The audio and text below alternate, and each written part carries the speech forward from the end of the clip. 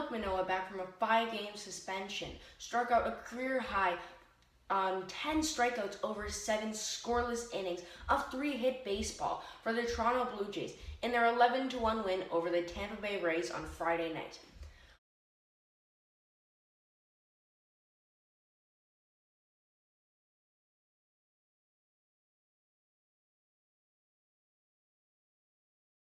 Welcome back to the Blue Jays recap. I am your host Evan, and we are back with another Blue Jays series recap. The Blue Jays just wrapped up their series against the Tampa Bay Rays, and I got my prediction right. They won 2-1 in the series in their first game, where they won 11-1 in a blowout win for the Toronto Blue Jays.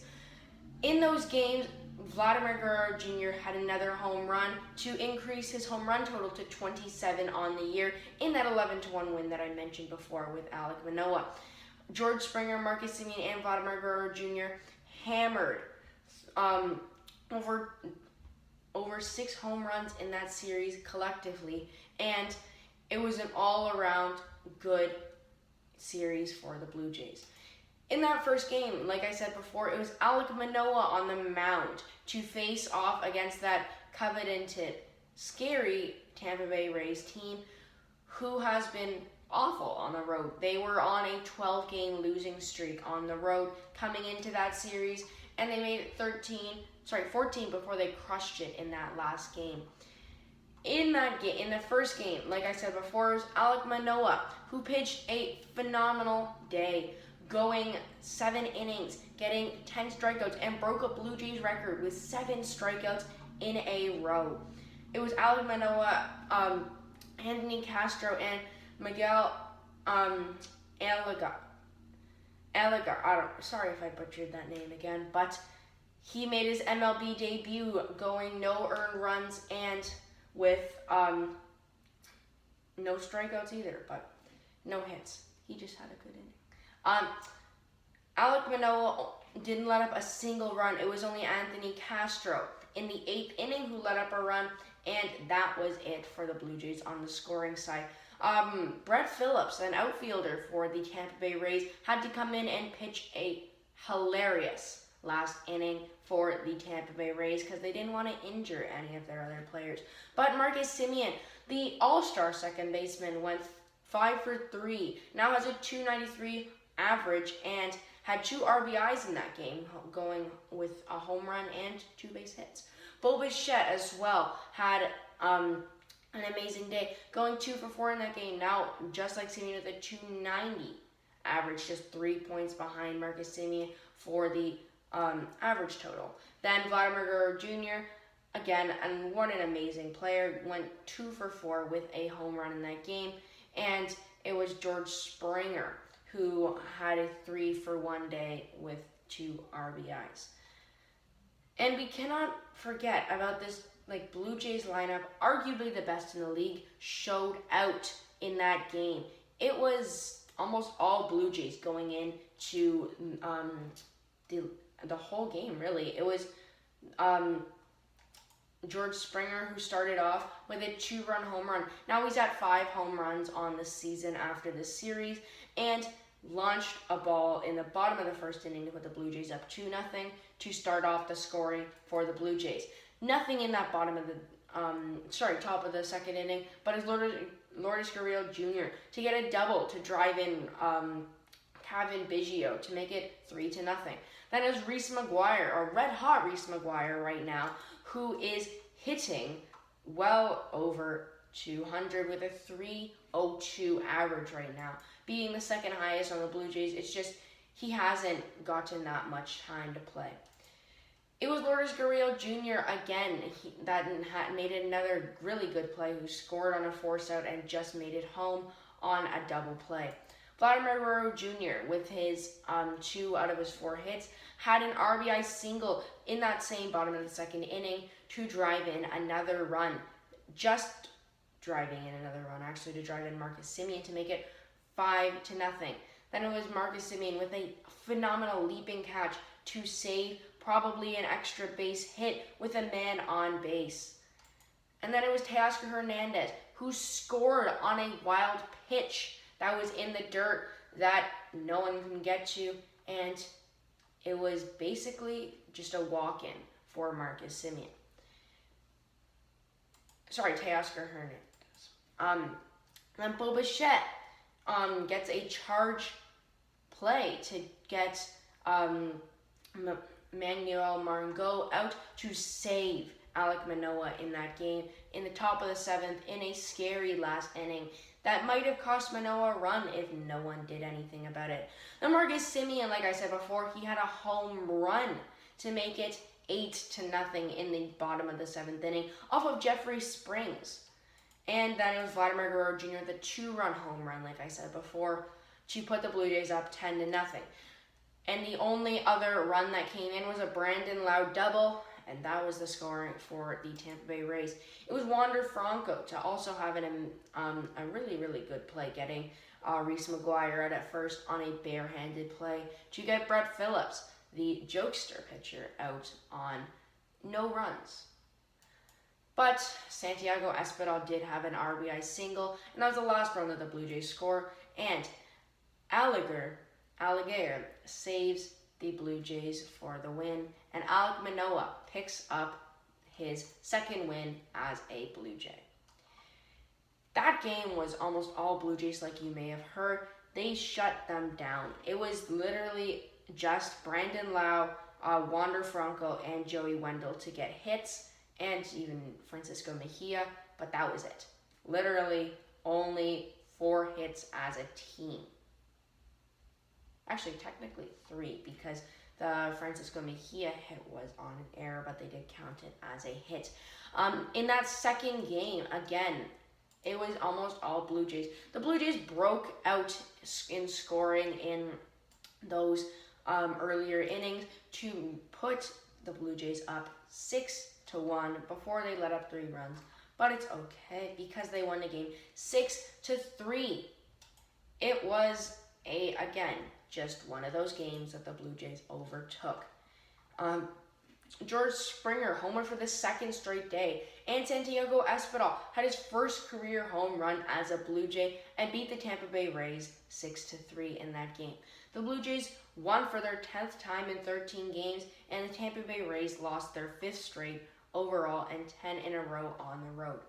But it was almost all Blue Jays again. It was not that big of a day for the offense, but they still got in runs. Santiago Espinal, like I mentioned before, got his first MLB home run and moved his average to a .304 average with a 3-for-2 day, as well as Reese McGuire. Now his average is a bit down, going 0-for-3 in that game, but we need to also mention George Springer had a 3-for-2 day with a home run, and Vladimir Guerrero Jr., who had a 1-for-4 day, driving in some runs. Also, Kevin Biggio as well, going 2-for-4 in that day. 2-for-3 in that day. It was Ross Stripling on the mound. He is now a .404 ERA and was just 1 out away for getting that win. Didn't get it though. Adam Kleinberg got the win and now has a 1-0 record, coming to the Blue Jays from the Miami Marlins. It was Tim Meza and Jordan Romano to help out that bullpen, giving up only 2 runs in that last inning. A pretty scary last inning that they got out of. And again, almost all Blue Jays that whole game. They only let up 5 hits as for the whole Rays team that whole game.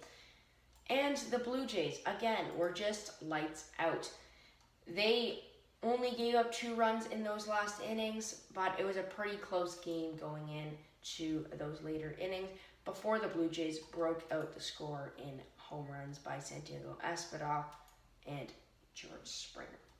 So, in that game, it was George Springer in the bottom of the 2nd inning who had a solo home run off of Shane McClanahan, who did not have one of his best starts, and drove it out.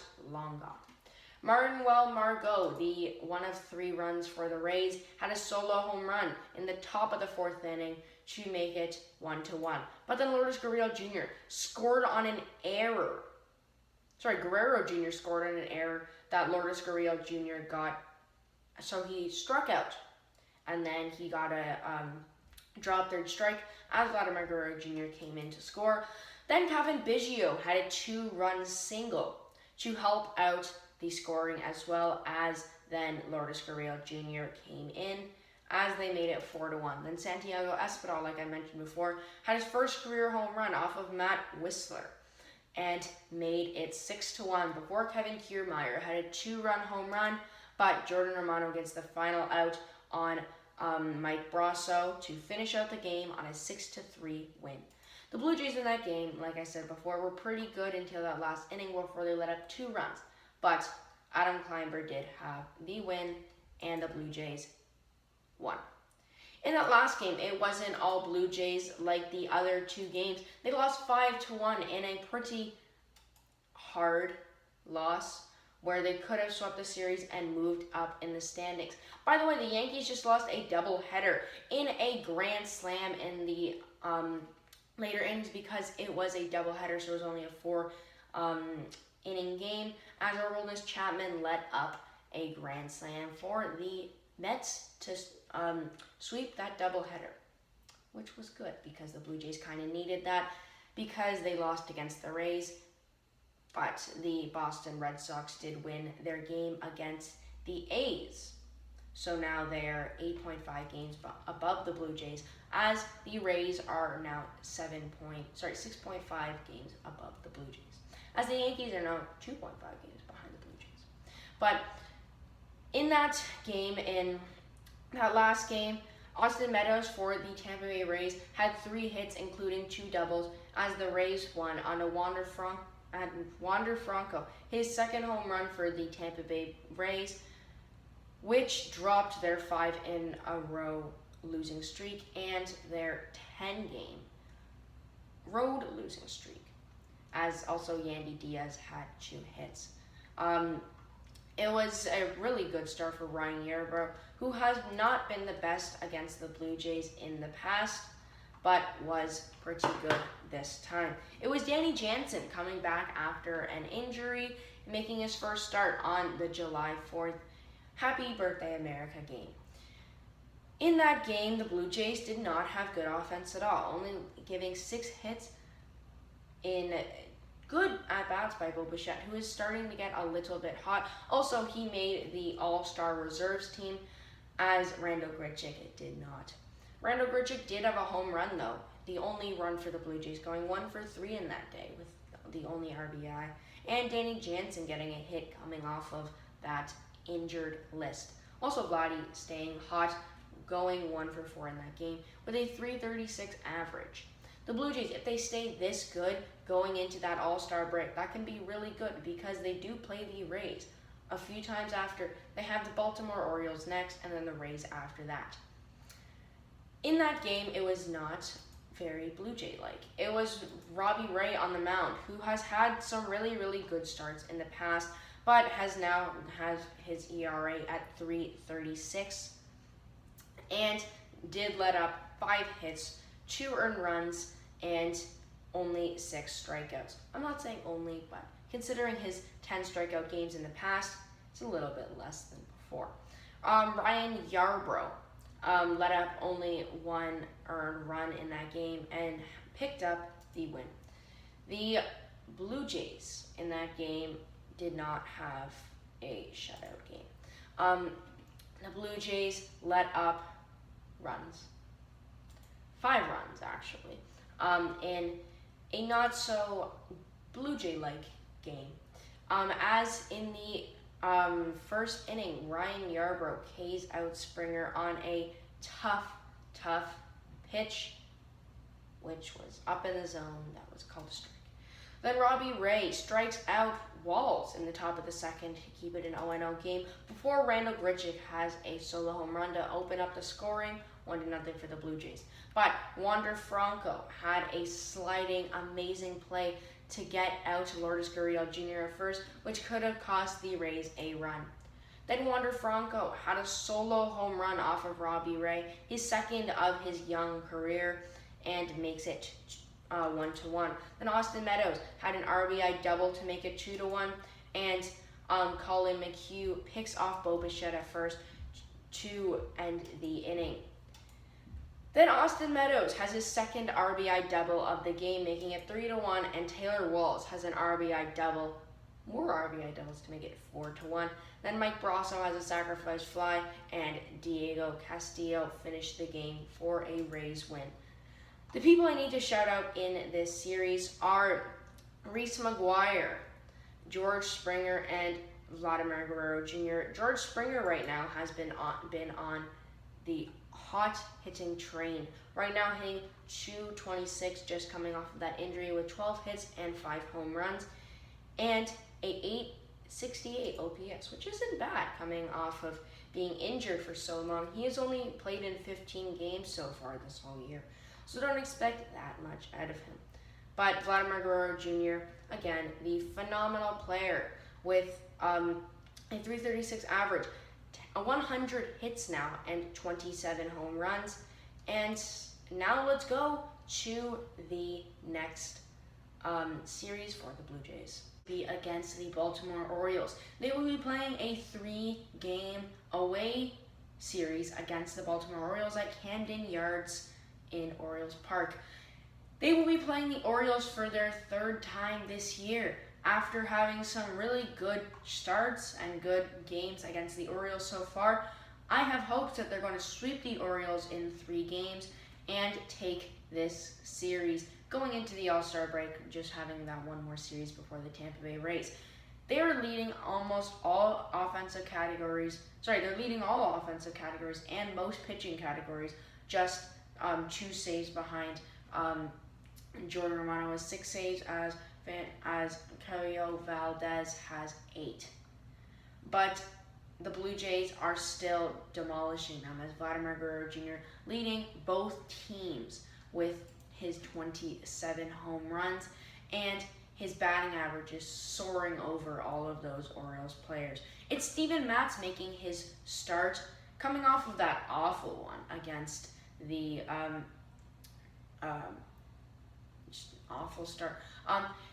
Steven Matz has had some problems. Why? Because he did have to sit out for a long time in the season, being injured with that COVID-19 protocol.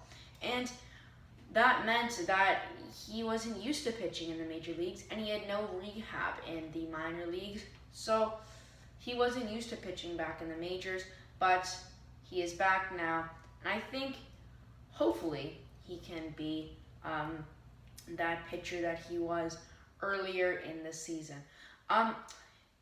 He is facing in their first matchup nobody, because, well, there's no pitcher that's out yet. But Steven Matz made a start against the Mariners and did not have a good one.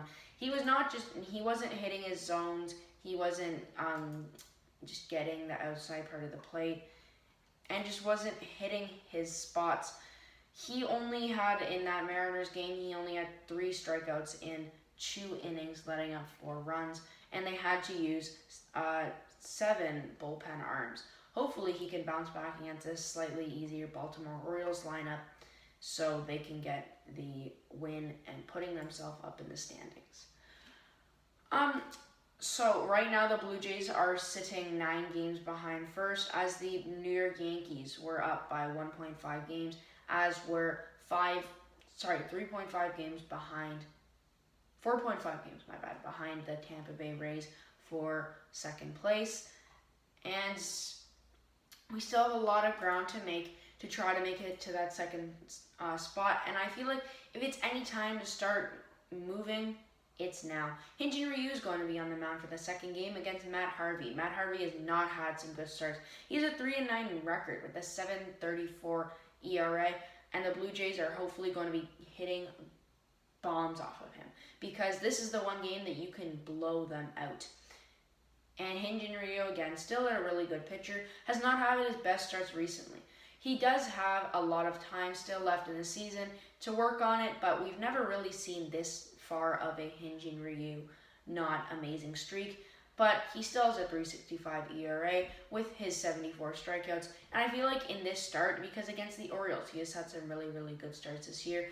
And he is that finesse pitcher that can get guys out, but if he puts the ball in the middle of the plate, That's where his problem is. He should try to hit the corners or just try to go inside outside, not straight down the middle. Because if you put one down the middle, that's like a big present on Christmas Day for the Baltimore Orioles. And the people they need to shut down, guys like Cedric Mullins for sure, one of the best players. He just made the All-Star reserves. Trey Mancini, again, another really good player, and the rookie Ryan Mountcastle. They need to look out for them in this series if they want to win, but they are looking to be pretty good. This last Orioles game, it will be Alek Manoah making another start, coming off of that phenomenal start against the Rays. He went 7 innings, had 10 strikeouts, and broke the record, or Blue Jays record, like I've said before. And yeah, so it's going to be Aiken on the mound for the Orioles. Has an 0-4 record right now with 11 innings pitched and is a 3.46 ERA. These Orioles starters are not looking to be that hard to go against, and I think the Blue Jays could be just golfing home runs off of them. He cannot hit his spots.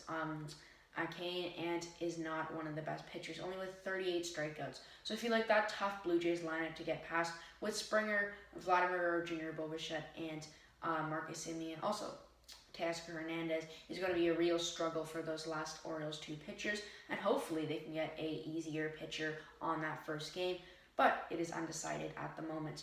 Thank you for listening to the Blue Jays recap. If you want more, drop a like and subscribe to the channel. And hope you have an amazing day. Tune back in for our next Blue Jays recap, which is going to be right after the series against the Baltimore Orioles, and we're going to kick off the series against the Tampa Bay Rays.